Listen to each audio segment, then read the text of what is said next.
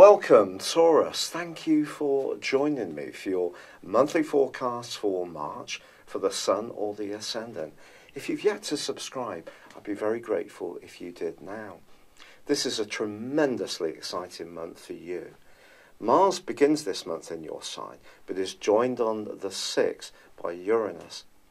If this rings a bell, it's because Uranus passed through your sign for 5 months last year before retreating into Aries through a retrograde. Now it returns to be with you for around about 7 years. Uranus is about excitement, it's about innovation, it's about the desire to be a free spirit. Your sign is very much about stability. Your constantness is one of your great qualities. But what Uranus is going to do is add to those key qualities you have, but see you a little more open-minded to being that freer spirit that the collection of energy in your 9th solar house since the start of this year and beyond then has been prompting you to embrace. And this is a month when there is tremendous connections between the Sun and also Pluto in the sign of Capricorn, and also Mars and Pluto in your zodiac sign. So those very thrusting energies are going to help you to move forwards marvellously well. But it's probably not without a little help from your friends. Your ruler, for example, on the 2nd, moves into a very prominent part of your horoscope, the sign of Aquarius. This is terrific in terms of developing contacts in a professional context, or perhaps in a romantic one, helping you to think more seriously about what you really want. But it's the 6th, which is the key date of this month. There is a new moon, which combines with the dreamy spiritual energy of Neptune, and also Uranus arrives back in your sign. First up, let's look at this new moon. New moon's about energizing the things that are important to you. They're also about fruition. And in terms of friendships, the next month can be an exciting time for connecting with like-minded people, people share your values, or clarifying the type of things you'd like from your future. But you're likely to be a lot more idealistic with Neptune in on the act. And with Uranus there as well, returning to your sign, it could see you being more uncompromising about what is really right for you, the individual. So if you're in a situation where you feel a sense of responsibility to others, whether it's colleagues, whether it's your family, whether it's a partner, you'll start to think more about what you need for you. That's not to say that you're going to be selfish to those other obligations in your world, but it has to feel right for you as an individual. Otherwise, you could start to become dispirited and drained, lose your motivation if you're in a situation which doesn't inspire you about your future. Because the 11th house where this new moon is occurring is a very spiritual location. It's about higher ideas. It is the sector of baptism, if you like. So you're wanting to feel that there's greater meaning to your life. And with Uranus coming back to your sign, the next 7 years can see a lot of change. And change, of course, is something that you can really manifestly resist if it feels like your security is being threatened in any way. But I think this could be the month when you really start to activate plans that have been in the back of your mind or on the back burner for some while. This all kicks off from the 10th through to the 19th.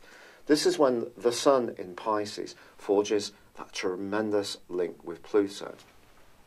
When these two get together in a sextile like this, this is very enabling.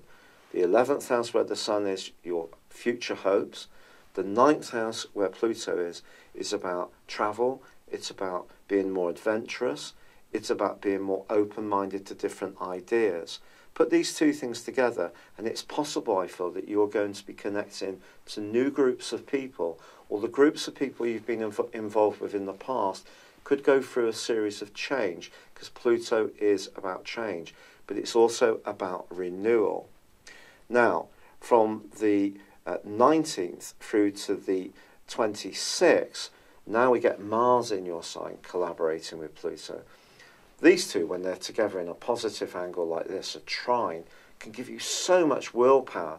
Now, you don't lack determination and willpower at the best of times, but I think what these two are doing is pushing you to be more daring, to not be so concerned about what the consequences are.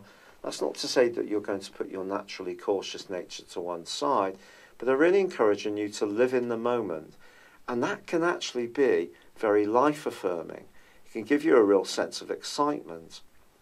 Because Mercury, however, goes into a retrograde on the 5th, which lasts to the 28th, there may be some casualties from some of the changes that you are going to instigate. And it's possible that something that used to be important to you, in terms of making you feel more complete, doesn't actually chime with you in the same way as it used to.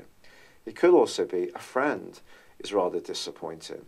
Some jarring communication is possible, and if a friend doesn't get this new thrust of direction that you're deploying, or is not much in touch with you, you could feel that it is time to move on somehow.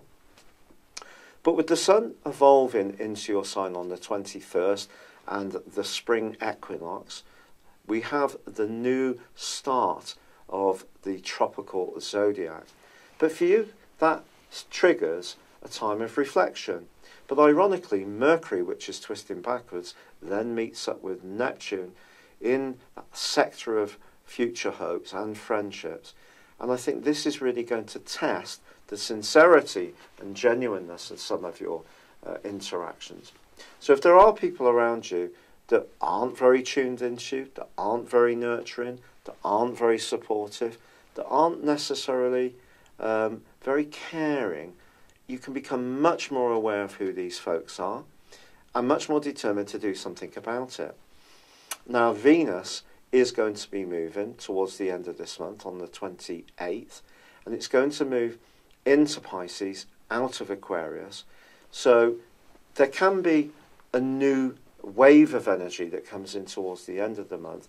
And I think, therefore, the changing of the proverbial guard around the people you hang around with just points towards you becoming much more appreciative of the people who you do feel share your sentiments, share your hopes, and therefore the higher vibration that the planets are asking you to embrace are also asking you to have the courage to follow what feels right for you, even if there are some parts of your life that you are evolving away from and moving towards something that's different, that's exciting, that's fresh, that maybe in some ways is a bit more unstable.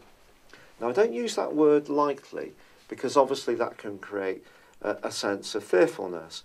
But do you know, you actually could find this becomes a bit of a buzz, taking these risks. Because there is that part of you that's so sensual. You need to feel that your desires are being sated.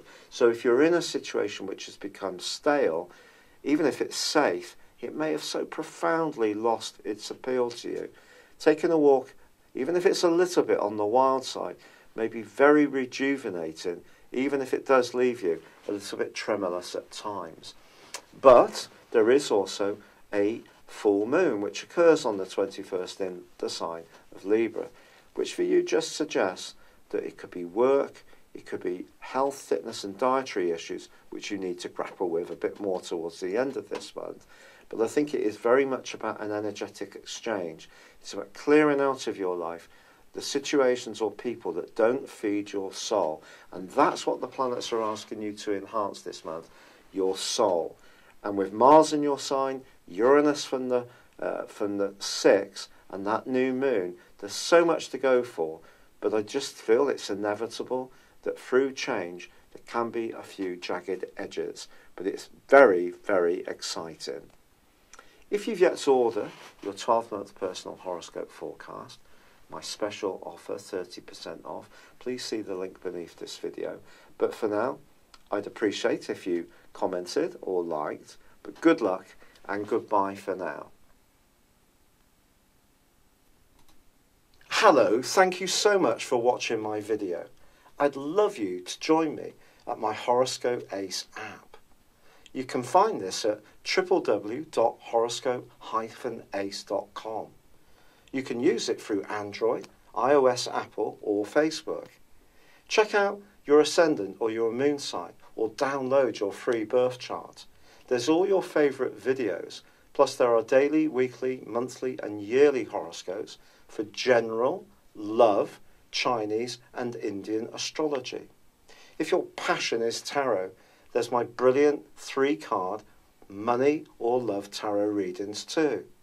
And it's all there at www.horoscope-ace.com. Thank you.